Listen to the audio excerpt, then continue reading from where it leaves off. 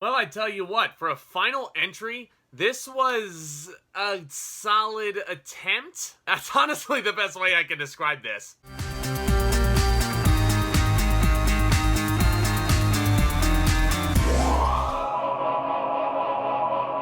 Jurassic World Dominion was directed by Colin Trevorrow, who also brought you the original Jurassic World in 2015, once again starring Chris Pratt, Bryce Dallas Howard, but also bringing back the original trifecta of legacy actors in Sam Neill, Laura Dern, and the one and only Jeff Goldblum. 4 years after the destruction of Isla Nublar, dinosaurs now live and hunt alongside humans all over the world. You know, because of some dumb character who pushed a button and said that these predators are alive, like me. Logic! But this fragile balance reshapes the future and determines once and for all whether human beings are to remain the apex predators on a planet they now share with history's most fearsome creatures. So I finally got a chance to sit down and watch a late night showing of Jurassic World Dominion filled to the brim with fans of the franchise. It was a really fun experience. And I know what you're thinking.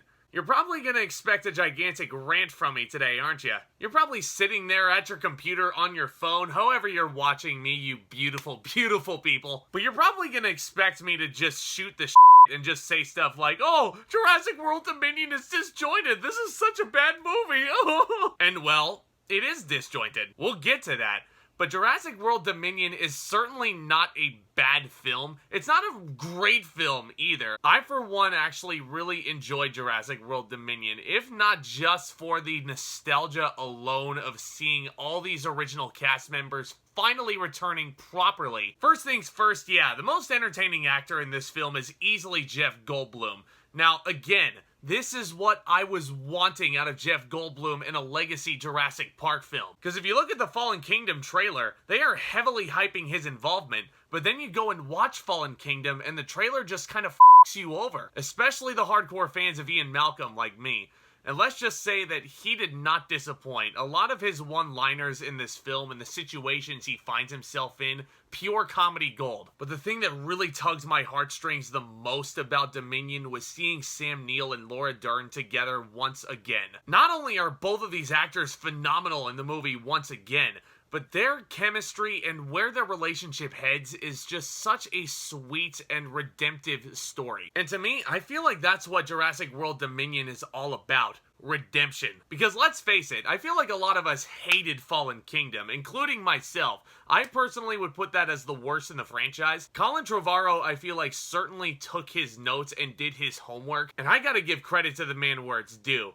I don't think he certainly retconned everything Fallen Kingdom did, but Dominion feels like the movie Colin Trevorrow wanted to make all along. Similar to how George Lucas made Revenge of the Sith back in 2005, a lot of us deem that the best prequel of the bunch. You can just feel every ounce of passion being thrown into Revenge of the Sith. Jurassic World Dominion is no different. And that comes not just with the filmmaking, with some really clever Easter eggs thrown in there towards the end of this film, but seeing as how this is the grand finale to such an epic adventure franchise, this had to bring out all the fireworks. And because of that, you get arguably the most action sequences out of any other Jurassic Park movie preceding it. And let's just say, especially as you get towards the end of this film, this action gets super exciting and extremely suspenseful. The CGI on these dinosaurs is exquisite. I mean, you don't really need me to tell you that. It's 2022. Technology has evolved, and these creatures look as real as they ever have.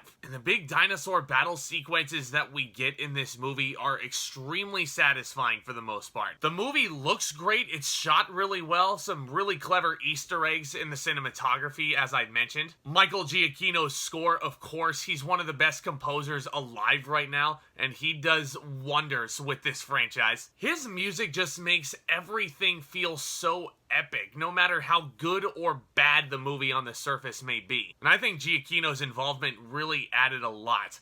Now let's go ahead and talk about what didn't really work for me about Jurassic World Dominion. Number one, yes, it does feel like an extremely disjointed narrative. Even though these action sequences are really cool to look at, a lot of it feels almost aimless. And I hate to keep comparing this series to Star Wars, but here's the thing. This whole climax almost feels like it didn't have a roadmap, similar to how the Star Wars sequels were put together. Sure, the characters are all there, they're super likable. Chris Pratt and Jeff Goldblum trading verbal jabs together. That sounds awesome. But I would say that this narrative isn't as much disjointed as it is meandering. Now, it takes about an hour and 20 minutes to really connect all these intertwining plots together, and that's a little long. That first hour and 20 minutes feel like there's 3 different movies going on. And yeah, sure, there's a beginning, middle, and end. It is a coherent script all put together.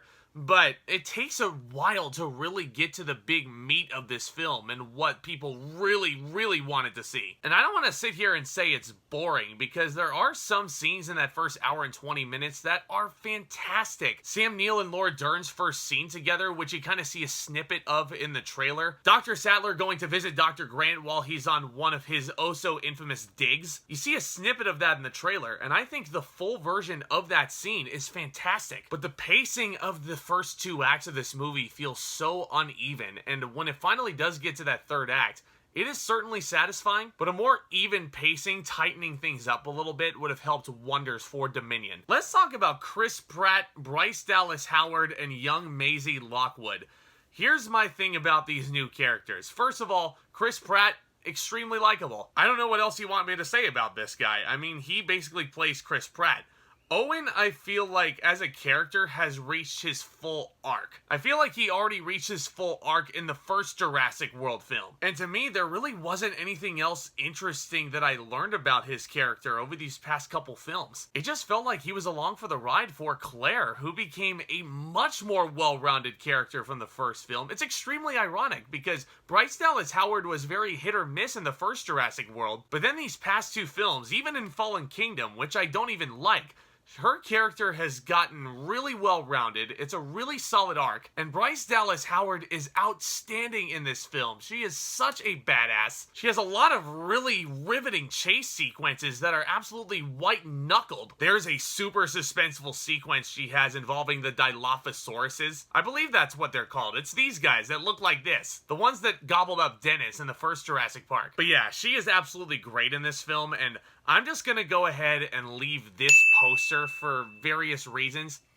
I'm just going to leave it out of context. It's not exactly a spoiler, but I feel like some years down the road, if people watch this movie and watch a certain scene, they're going to be making a lot of puns related to this bad boy. I mentioned Dennis from the first film, who was played by Wayne Knight, who was a very, very fun actor. There are many different callbacks to his villainous arc. The can of shaving cream hiding the embryos. And I don't want to get too deep into spoilers, but Dr. Lewis Dodgson is back as a villain. And I honestly...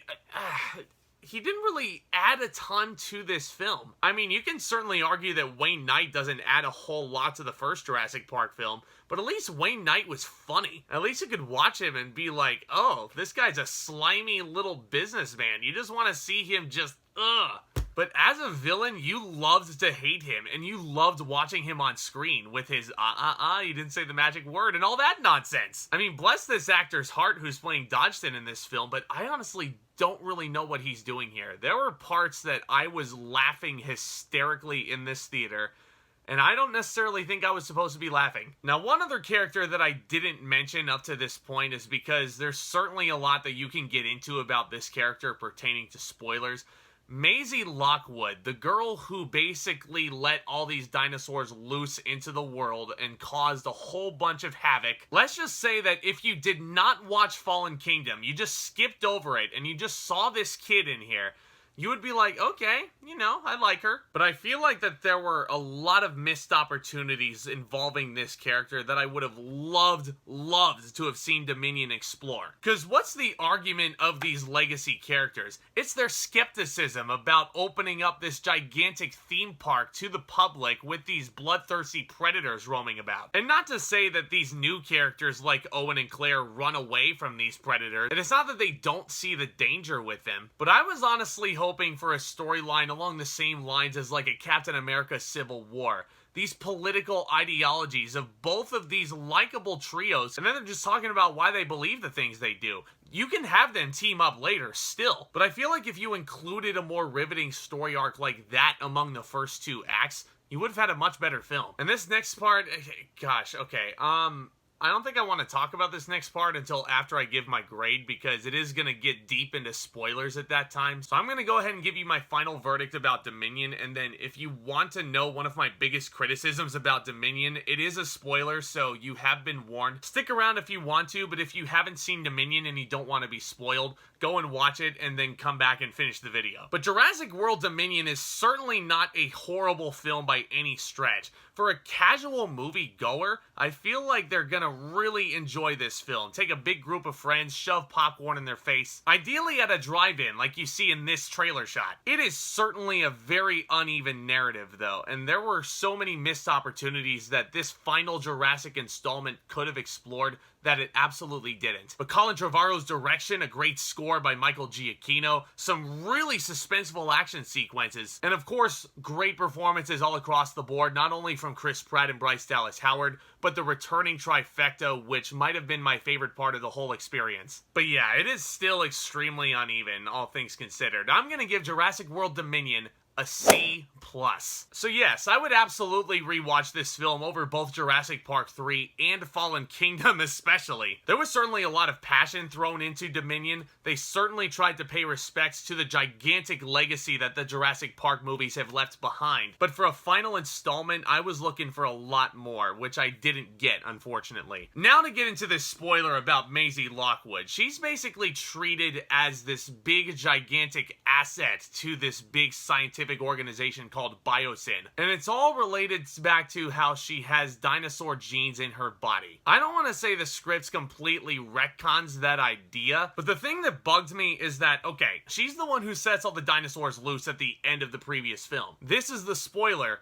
There is not a single moment where Dominion holds this character accountable. There is not a single scene in this film where Bryce Dallas Howard, Chris Pratt, not a single character looks at her and they're like, well, you're the one who got us into this mess. That could have added a lot of tension, and it could have been a really gut-wrenching scene. But no, they just focus on the fact that she's basically a clone. Yeah, there's certainly a lot more to discuss about this movie in the coming weeks. Let me know what you thought of Dominion down in the comments section below. Is this the most disappointing entry in the franchise for you? Do you prefer this over some of the inferior entries like I do? Obviously, I love discussing all brand new things, movies, and entertainment with you guys over here on the regular. So if you guys are new to the channel, do consider smashing that subscribe button and that notification bell right next to it as hard as you possibly can. And feel free to hit that thumbs up on your way out. This is all tremendous help in continuing to grow this lovely community that we've built over here. And guys, of course, I've got loads of exciting content hitting this channel through this very hectic summer.